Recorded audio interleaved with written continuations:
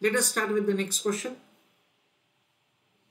From following information relating to a departmental stores, you are required to prepare for the 3 months ending 31st of March 2021 month-wise cash budget on a receipt and payment basis.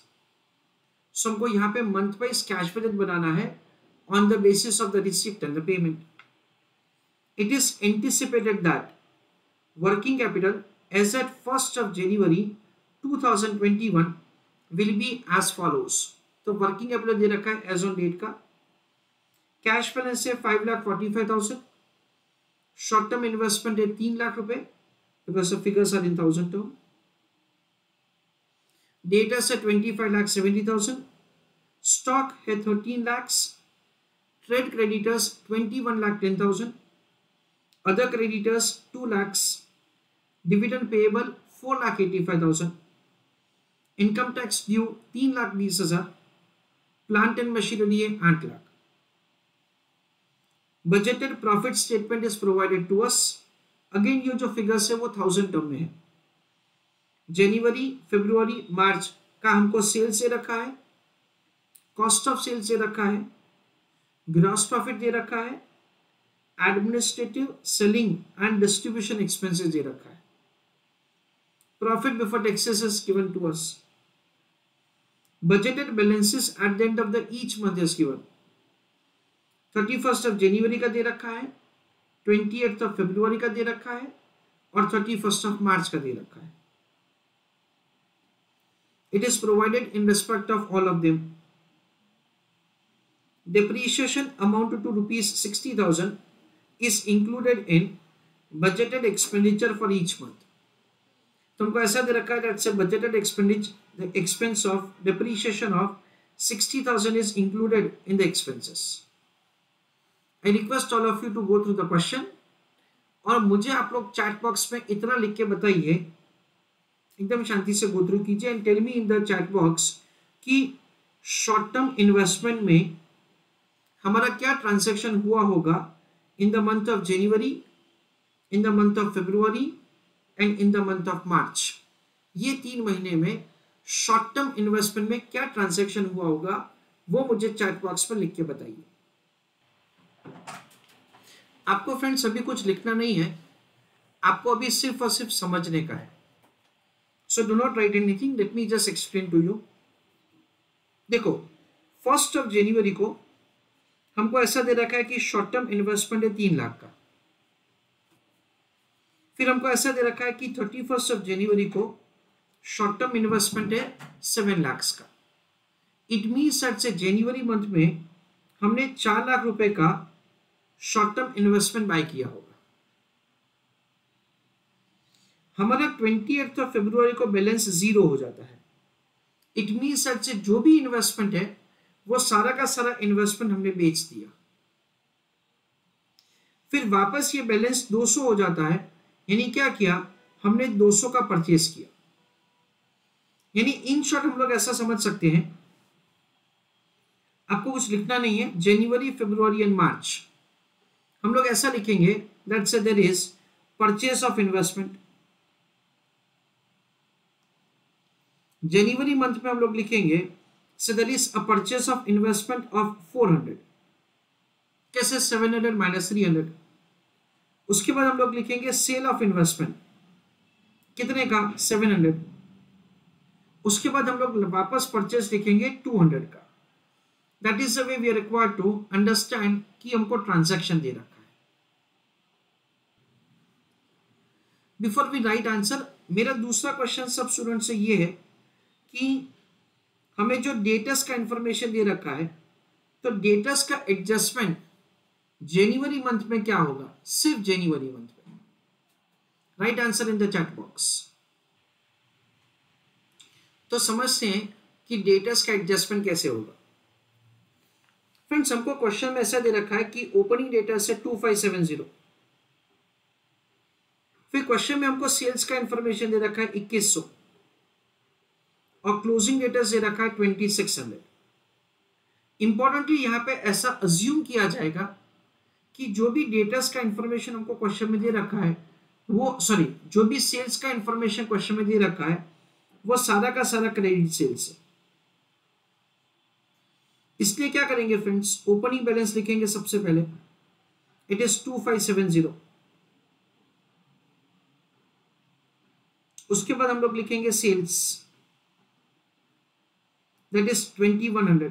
क्यों? क्योंकि हमारा assumption ऐसा है that से जो भी sales का information है वो सारा का सारा क्रेडिट सेल्स है। क्लोजिंग हमको दे रखा है 2600। So use your calculator, it is 4670 minus 2600, तो क्या आ जाएगा 2070। तो ये क्या आ जाएगा, कलेक्शन आ जाएगा। दैट इज द वे हम लोग कलेक्शन कैलकुलेट करेंगे for the month of January from debtors. I want you to write in the chat box कि फरवरी मंथ में डेटर्स का एडजस्टमेंट कैसे लिखेंगे। तो फरवरी में क्या होगा friends, the opening balance will be 2600। वापस जो भी सेल्स दे रखा है वो अज्यूम किया जाएगा, दैट इज क्रेडिट सेल्स यानी 1800। उसके बाद हमको क्लोजिंग दे रखा है 2500। तो use a calculator, 2600 plus 1800 that is 4400। 4400 minus 2500 तो हमारा कलेक्शन हो जाएगा 1900। ऐसा करके हम लोग समझ सकते हैं दैट से हमारा कलेक्शन हो जाएगा, यानी कलेक्शन क्या हुआ, opening plus sales minus closing. ऐसा करके हम लोग कलेक्शन का कैलकुलेशन करेंगे। बिफोर वी राइट आंसर थोड़ा डिस्कशन वापस करते हैं। हमको यहाँ पे स्टॉक का इंफॉर्मेशन दे रखा है, फिर हमको दे रखा है कॉस्ट ऑफ सेल्स, और हमको वापस यहाँ पे स्टॉक का इंफॉर्मेशन दे रखा है। तो क्या होगा फ्रेंड्स, हम लोग क्या करेंगे, we will use the information of the stock, we will use the information of the cost of sales to make the calculation of the purchase. क्योंकि जैसे हमको सेल्स क्वेश्चन में एक्सप्रेसली दे रखा है वैसे हमको क्वेश्चन में परचेज नहीं दे रखा है, इसलिए हमारा जो पहला वर्किंग नोट होगा वो होगा calculation of the purchase on monthly basis जनवरी से लेके मार्च तक का। तो हमारा सबसे पहला वर्किंग नोट हुआ परचेज का। तो let me explain you all of you. Working note number 1, calculation of purchase on monthly basis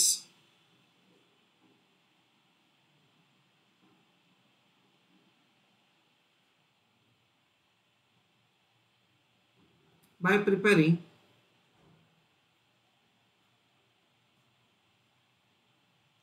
stock account।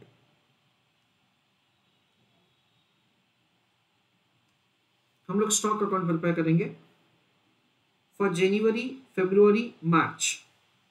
जनवरी फरवरी मार्च। सबसे पहले क्वेश्चन में जो इंफॉर्मेशन दे रखा है ना वो मैं लिख रहा हूं, और कुछ मैं ज्यादा नहीं लिख रहा हूं। मैं लिख रहा हूं कि कॉस्ट ऑफ सेल्स क्या दे रखा है हमको क्वेश्चन में। तो आप लोग देख सकते हो फ्रेंड्स कि कॉस्ट ऑफ सेल्स का इंफॉर्मेशन हमको यहां पे दे रखा है 1635, 1405 एंड 1330। तो यहाँ पे कॉस्ट ऑफ सेल्स सबसे पहले लिखा जाएगा, इट इज 1635, उसके बाद 1405, उसके बाद 1330। क्वेश्चन का इंफॉर्मेशन लिख रहा हूं मैं, और कुछ ज्यादा नहीं। फिर हमको 1 जनवरी का ओपनिंग स्टॉक दे रखा है 1300, क्लोजिंग स्टॉक 1200, 1100 एंड 1000। तो देखो मैं यहां पे लिख रहा हूं ओपनिंग स्टॉक, इट इज 1300। फिर मैं यहां पे लिख रहा हूं क्लोजिंग स्टॉक 1200 है, 1100 है और 1000 है। Logically we understand that the closing stock of January is opening of February. ठीक है, closing stock of February is opening of March. ठीक है, उसके बाद हम लोग क्या कर सकते हैं फ्रेंड्स, हम लोग परचेज का कैलकुलेशन कर सकते हैं। So I request all of you to use your calculator along with me. 1635 plus 1200 यानी क्रेडिट साइड का टोटल आ जाएगा 2835। 2835 डेबिट साइड का भी टोटल है, उसमें से 1300 डिडक्ट करेंगे तो परचेस क्या आ जाएगा 1535। ये हमारा परचेस आ जाएगा। वापस फरवरी मंथ का क्रेडिट साइड का टोटल कितना है 2505। दिस इज अगेन 2505 माइनस क्या करेंगे 1200 तो ये क्या आ जाएगा 1305। मार्च मंथ का क्रेडिट साइड का टोटल 2330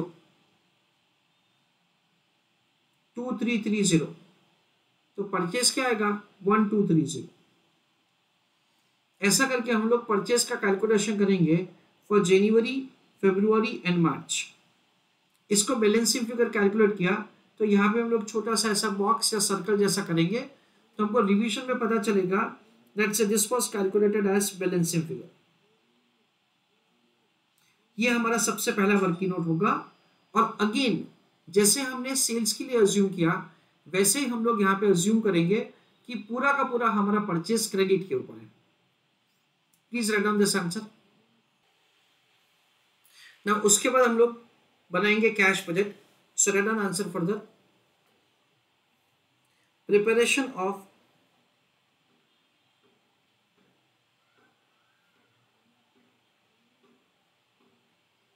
monthly cash budget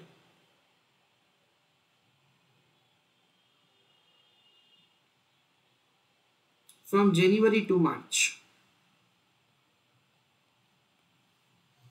ये 3 महीने का कैश बजट बनाया जाएगा, जनवरी, फरवरी एंड मार्च। चलो आप लोग देख सकते हो फ्रेंड्स कि क्वेश्चन में हमको दे रखा है कि 1 जनवरी का हमारा ओपनिंग बैलेंस है 545 तो वो हम लोग लिखेंगे। फिर हमने जो दो एडजस्टमेंट समझे वो भी हम लोग लिखेंगे। So write down answer along with me. Opening balance 1 जनवरी का दे रखा है हमको 545। फिर हम लोग लिखेंगे in the month of January purchase of investment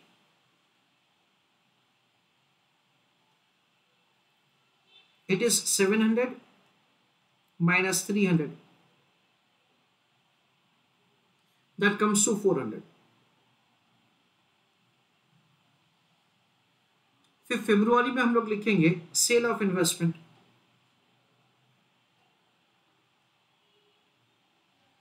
पूरा का पूरा जो इन्वेस्टमेंट है वो हमने बेच दिया तो फरवरी में हम लोग लिखेंगे 700 का सेल तो इनफ्लो होगा। मार्च में अगेन परचेस है तो आउटफ्लो लिखेंगे that is parts of the transaction of investment. उसके बाद हम लोग लिखेंगे collection from debtors.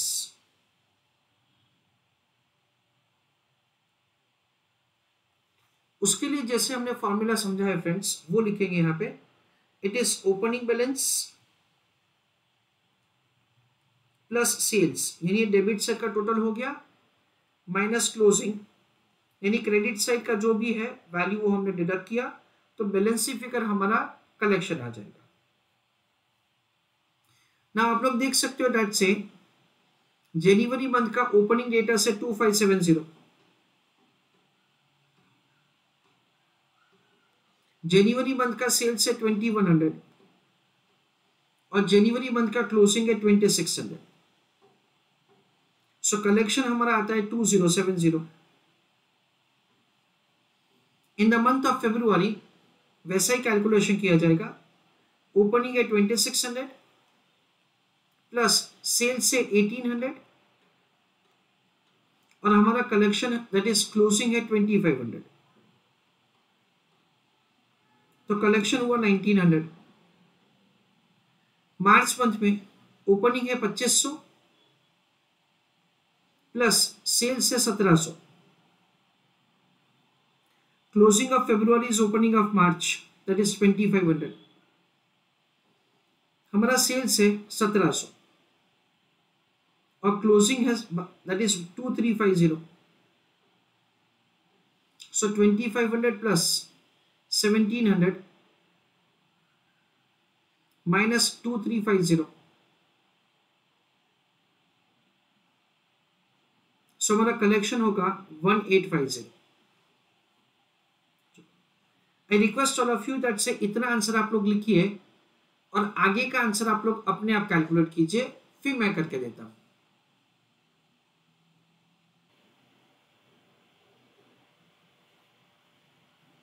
Understanding further how to do answer. Next है स्टॉक का इंफॉर्मेशन जो हमने ऑलरेडी इनकॉर्पोरेट कर दिया है. उसके बाद है ट्रेड क्रेडिटर्स का इंफॉर्मेशन, उसको अभी हम लोग इनकॉर्पोरेट करेंगे.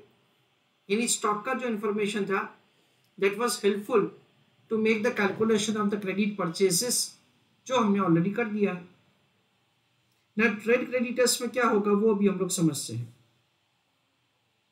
जैसे फ्रेंड्स हमने कलेक्शन फ्रॉम द डेटर्स लिखा, एग्जैक्टली वैसे ही हम लोग पेमेंट टू क्रेडिटर्स लिखेंगे.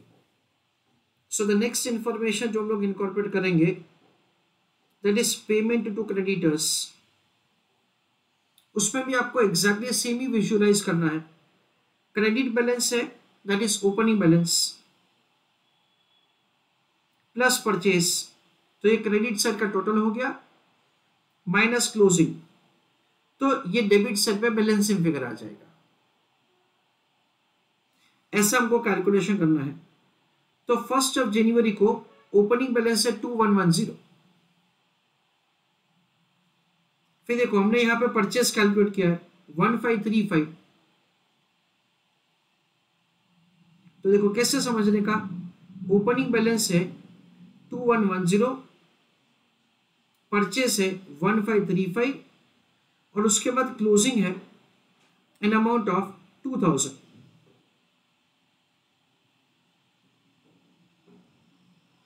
तो ये क्या पेमेंट हो जाएगा, that is the balancing figure, it is 1645. ऐसा करके हम लोग को मंथली बेसिस पे कैलकुलेट करना है दैट से what is the amount that से वी आर गोइंग टू पे फॉर जनवरी, फरवरी एंड मार्च. तो ओपनिंग बैलेंस हमको क्वेश्चन में जो दे रखा है that I am writing 2110. Purchase जो हमने कैलकुलेट किया है 1535 और क्लोजिंग जो हमको क्वेश्चन में दे रखा है दैट इज 2000. इसलिए पेमेंट क्या आएगा 1645.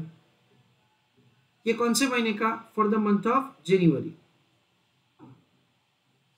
फरवरी महीने में क्या होगा, अगेन ओपनिंग बैलेंस है 2000, closing of January is opening of February. Purchase कितना है फ्रेंड्स 1305, तो वो ऐड किया जाएगा, माइनस क्लोजिंग. क्लोजिंग क्वेश्चन में हमको दे रखा है इट इज 1950. तो हमारा पेमेंट कितना हो जाएगा, amount of payment will be 1355. Next opening कितना है, इट इज 1950 मार्च महीने का, प्लस परचेज कितना है मार्च का, purchase of the March is 1230 minus closing कितना है 1900. So balancing figure will be once again the payment. It is 1280. ऐसा करके हमको पेमेंट बताने का है. Okay, next other creditors. Now other creditors में देखो फ्रेंड्स हमको ऐसा दे रखा है दैट अदर क्रेडिटर्स का बैलेंस सेम ही है. It means that there is no payment that we have made to the other creditors. अगर कुछ भी पेमेंट नहीं किया है तो उसका कोई भी इफेक्ट कैश बजट में नहीं आएगा. डिविडेंड पेएबल 1 जनवरी का बैलेंस है 485, 31 जनवरी का सेम बैलेंस ही है. इट मीन्स दैट से हमने जनवरी में उसका पेमेंट नहीं किया है, फरवरी में वो गायब हो जाता है. इट मीन्स दैट से हमने फरवरी में पेमेंट कर दिया. तो हम लोग लिखेंगे पेमेंट ऑफ डिविडेंड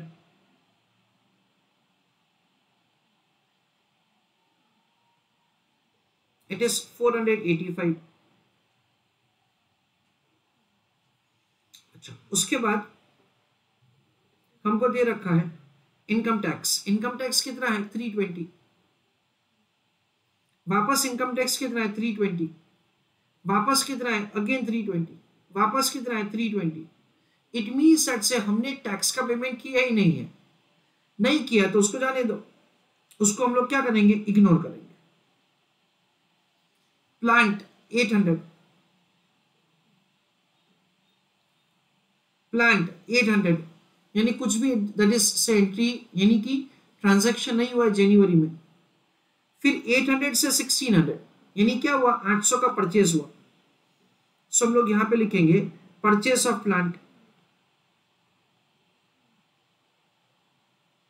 कौन से महीने में, फरवरी में। कितना 800। कैसे आया 800, 1600 माइनस 800। 1600 से 1550 तो क्या होगा, सेल ऑफ प्लांट होगा।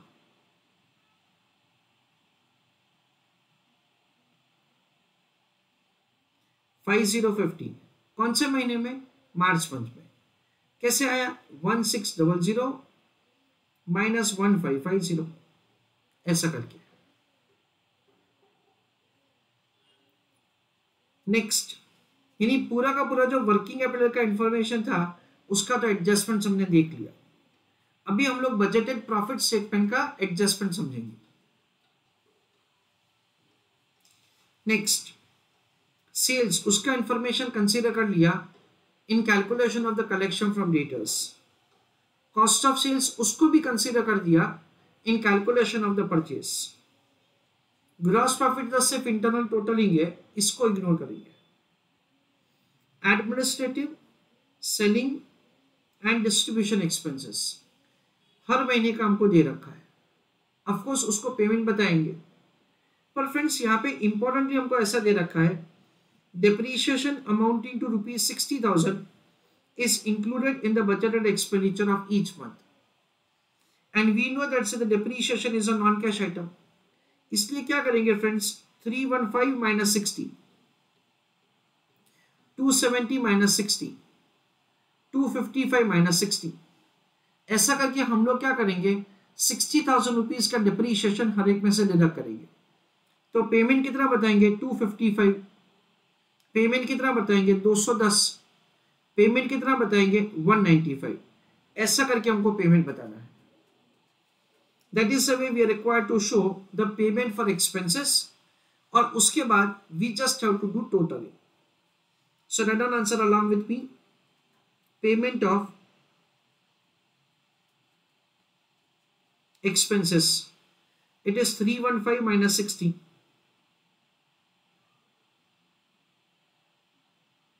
that comes to 255। उसके बाद 270 minus 60, that is 210। उसके बाद 255 minus 60, that comes to 195। ऐसा करके ऑन मंथली बेसिस हमको पेमेंट ऑफ एक्सपेंसेस बताना है। उसके बाद हम लोग क्लोजिंग बैलेंस कैलकुलेट करेंगे।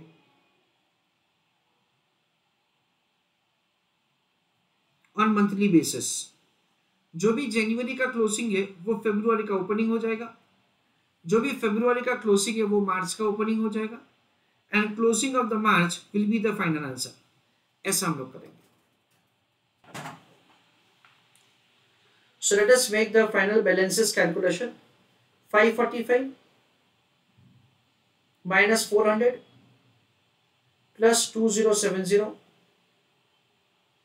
minus 1645 minus 255, तो क्लोजिंग बैलेंस आता है 3,15,000 रुपए। सो 315। Closing of January is opening of February. 315 plus 700 plus 1900 minus 1355 minus 485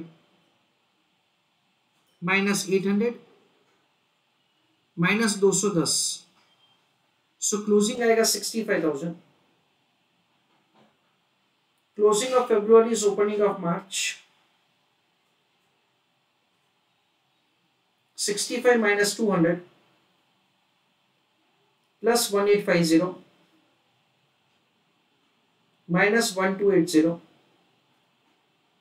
plus 5050 minus 195. तो क्लोजिंग बैलेंस आता है 2,90,000. ऐसा करके हमको क्लोजिंग बैलेंस कैलकुलेट करना है. So please right down answer. So let us have a final summary of the entire answer. हमने एक वर्किंग नोट बनाया जिसमें हमने परचेस कितना मंथली बेसिस पे वो कैलकुलेट किया, क्योंकि परचेस का इंफॉर्मेशन क्वेश्चन में हमको डायरेक्टली नहीं दे रखा था. तो स्टॉक और कॉस्ट ऑफ सेल्स का इंफॉर्मेशन इस्तेमाल करके इंस्टेड ऑफ दिस अगर कोई ट्रेडिंग अकाउंट बना के करना चाहता है तो भी चलेगा. तो क्रेडिट साइड पे वो सेल्स लिखेगा और डेबिट साइड पे वो ग्रॉस प्रॉफिट लिखेगा. नेक्स्ट वर्किंग नोट में हम लोग ने दैट इज नेक्स्ट वर्किंग में हमने मंथली कैश बजट बनाया जनवरी से लेके मार्च तक का. इंपॉर्टेंटली हमारा अजम्पशन है कि जो भी सेल्स है, जो भी परचेसेस है वो क्रेडिट बेसिस पे है. और सबसे इंपॉर्टेंट पॉइंट आप लोगों ने ऑब्जर्व किया होगा ये क्वेश्चन में ये है that we are required to make an assumption कि जो भी हमको सेल्स है, परचेस है वो क्रेडिट पे है और हमको यहाँ पे क्लोजिंग बैलेंसेस का कंपैरिजन करना है और उसके ऊपर से हमको ये जज करना है, उसके ऊपर से हमको ये फाइंड करना है कि in which transaction we would have entered upon. This is what we understand. So let us write down a small note for this. पहला पॉइंट, ये जो सारे नोट्स है वो सिर्फ आपके अंडरस्टैंडिंग के लिए है. हमको एग्जाम में ऐसा कोई भी नोट लिखने का जरूरत नहीं है. An assumption is made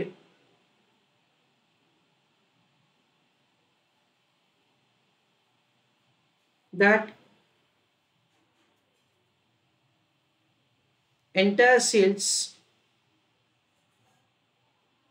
and purchases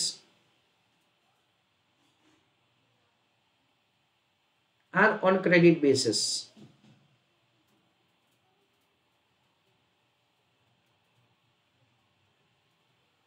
Second,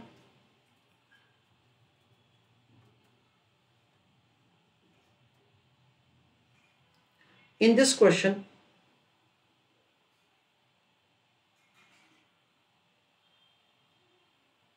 we have to compare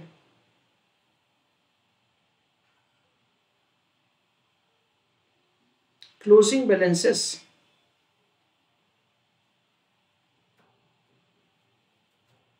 comma for identifying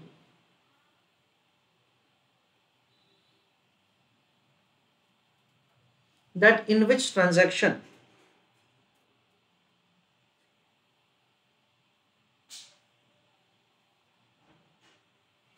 comma we would have entered upon.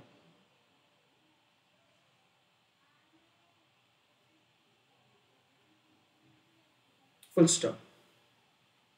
This is what we understand.